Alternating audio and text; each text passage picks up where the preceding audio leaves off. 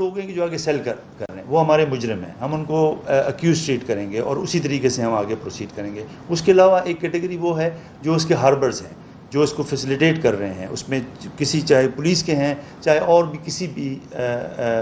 سے ہوں، ہم اس کو ان کے ہاربر میں لیں گے جنہوں نے اپنے اثر رسوخ کو استعمال کر کے اس کو اتنا زیادہ آپریٹ کرنے کی فیسیلیٹی دی ہے۔ ہم اس کو اس طریقے سے دیکھیں گے۔ باقی اس کی جو ہمیں ابھی تک اس کا وہ بھی ہم نے پکڑ لیے ہیں جہاں اس کی فائنینشیل ٹرانزیکشن کی ڈیلنگ ہوتی تھی، یہ بھی کسی حد تک میڈیا میں آ گیا ہے، لیکن اس کی جو باقی ڈیٹیلز ہیں وہ میں آپ کو بتا سکتا ہوں کہ تقریباً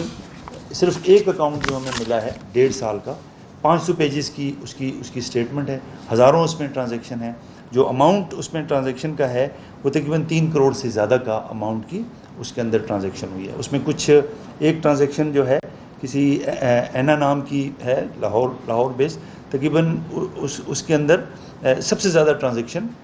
اس اکاؤنٹ میں ان کی ہیں، 90 لاکھ سے یا اس سے زیادہ کی بھی ٹرانزیکشن ہے۔ تو یہ والی جو ہے it's an ongoing investigation, ہم ان ساروں کو آئیڈینٹیفائی کریں گے اور ان کا ساروں کا رول اسرٹن کریں گے، لیکن اس کے لیے ضروری بات ہے کہ ہمیں ٹائم چاہیے ہے۔ یہ ہم دیکھیں صرف 2 دن میں اتنا کام کر پائے ہیں، آگے ہم نے جانا ہے کورٹ میں اسی استدعا کے ساتھ کہ وہ آگے ہمیں، تو آپ کو پتہ ہوگا کہ آج رات کو بھی ہم نے ایک جگہ پہ ریڈ کیا ہے، وہ اس کا پرانا گھر ہے، وہاں سے بھی ہمیں